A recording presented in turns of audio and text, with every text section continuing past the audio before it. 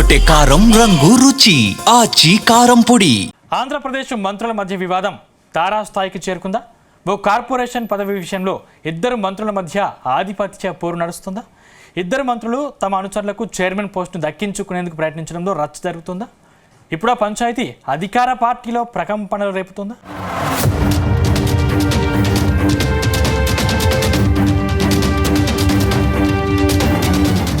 ఆంధ్రప్రదేశ్లో ఇద్దరు సీనియర్ మంత్రుల మధ్య ఆధిపత్య పోరు తారాస్థాయికి చేరినట్టు తెలుస్తోంది.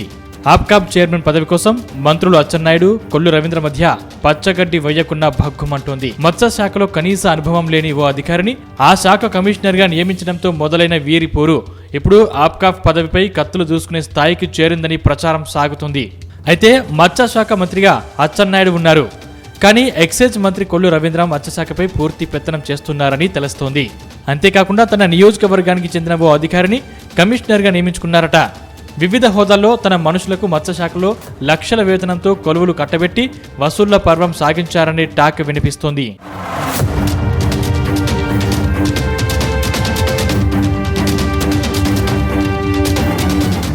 ఇటీవల కలెక్టర్ల సమావేశంలో సదరు అధికారి పనితీరుపై సీఎం చంద్రబాబు తీవ్ర అసంతృప్తి వ్యక్తం చేశారని టాక్.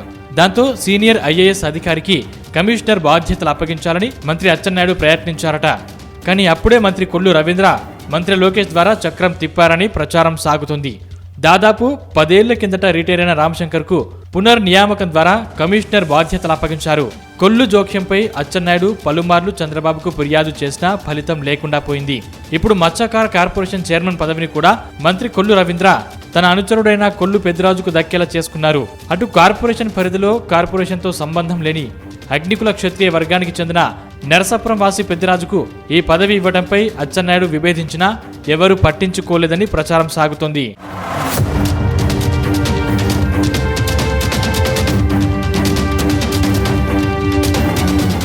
ప్రస్తుతం నామినేటెడ్ పదవుల విషయంలో మంత్రి లోకేష్ అండదండలతో రవీంద్ర అనుచరుడికి పదవి దక్కింది. కడప జిల్లా మత్స్యకార సంఘాల సమాఖ్య చైర్మన్ రాంప్రసాద్ను ఆప్కాఫ్ చైర్మన్గా అధిష్టానం ప్రకటించింది. తన శాఖలో మంత్రి కొల్లు జోక్యం ఏమిటో తేల్చాలంటూ మంత్రి అచ్చెన్న ఈ వ్యవహారాన్ని సీఎం చంద్రబాబు దృష్టికి తీసుకెళ్లారు.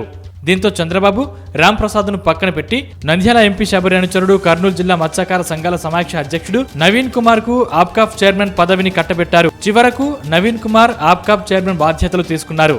ఈ క్రమంలోనే రాంప్రసాద్ మద్దతుదారులు హైకోర్టుకు వెళ్లడంతో పరిస్థితి మళ్లీ మొదటికొచ్చింది. ఇప్పుడు హైకోర్టు ఆదేశాలతో కమిషనర్ రామశంకర్ నాయక్ ఎన్నికల నిర్వహణకు సన్నద్ధమయ్యారు. అయితే తన శాఖ పరిధిలో ఎన్నికలు ఎలా నిర్వహిస్తారో చూస్తానంటూ అచ్చెన్నాయుడు నిప్పులు చెరుగుతున్నారు.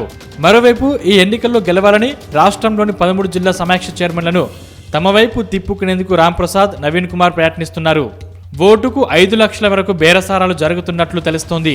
ఎన్నికలు నిర్వహించాలని, నిలిపివేయాలని మంత్రులు ఎవరికి వారు ప్రయత్నిస్తున్నారు.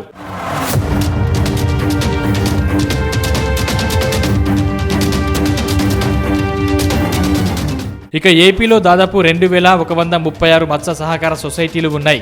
ఈ సొసైటీలన్నీ మత్స్యకారుల సంక్షేమం కోసం కృషి చేస్తున్నాయి. సముద్రంలో చేపల వేటకు వెళ్లే బోట్లకు సబ్సిడీ డీజిల్ ఆయిల్ సరఫరా చేసే అవుట్లెట్స్, వాటి మార్కెటింగ్ కార్యకలాపాల్ని పర్యవేక్షిస్తుంది. అటు ప్రాథమిక మత్స్య సహకార సొసైటీలను ఫిష్ ఫార్మర్ ప్రొడ్యూసర్స్ ఆర్గనైజేషన్లుగా అభివృద్ధి చేసేందుకు 2 ఏళ్ల కిందట ఆప్కాఫ్కు జాతీయ కోఆపరేటివ్ డెవలప్మెంట్ కార్పొరేషన్ దాదాపు 1274 కోట్ల రూపాయలు మంజూరు చేసింది.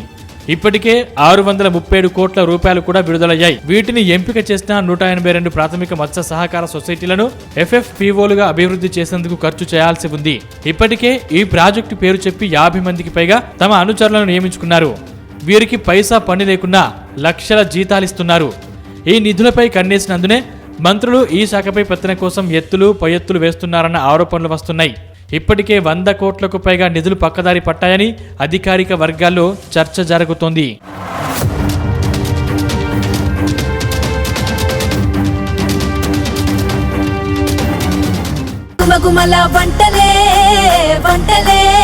అదరగొట్టే కారం రంగు రుచి ఆచి కారం పొడి.